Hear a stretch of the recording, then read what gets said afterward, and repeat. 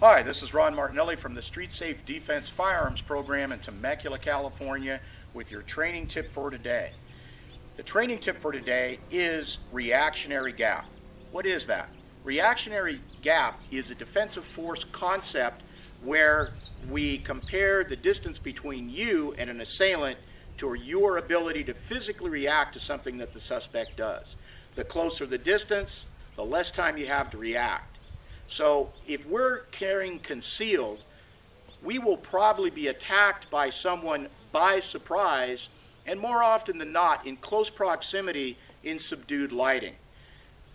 The combat mindset I want to demonstrate for you today, and I'd like you to entertain, is that there is no way that you are going to be able to access your concealed weapon if attacked at close quarters before you can be harmed by that assailant.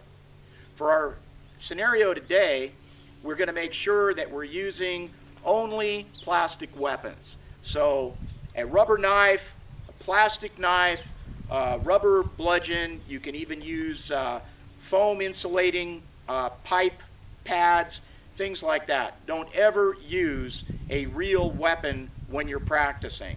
Number two, let's make sure that if we're going to be using our holster system and our firearm, that we've made sure that we have checked our firearm not only by ourselves but with our partner or even a third party to make sure that this weapon is unloaded. For purposes of brevity today, I've already done that with my staff and my photographer.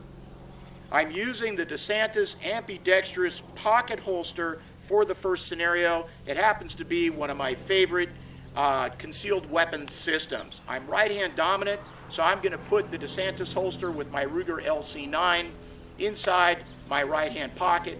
Very low profile. People can't even tell that you're armed. So let's take a look at reactionary gap. So we're going to have Jesse step on camera, and I'm going to have my hands up where I normally have them in a defensive posture. I'm going to have Jesse attack me with an overhand bludgeon strike, and let's see if I can get to my pocket holster. And then what we'll do is we'll change holster systems, and I'll carry an inside the waistband holster. We'll do the same thing. Let's take a look at my ability to react to a full speed attack by an assailant. Doesn't work. Let's try a forward lunge with a person using an edged weapon. Real problem. Let's try an overhand stab with an edged weapon using the pocket holster. Again, failure. So let's do this. Let's just change holster systems.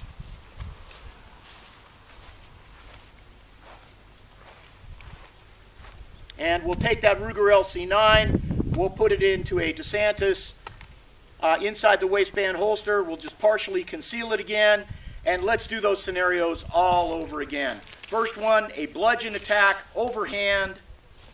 Let's see if I can get to that system. Let's try a front lunge stab. And let's try an overhand stab. As you can see, it's just failure.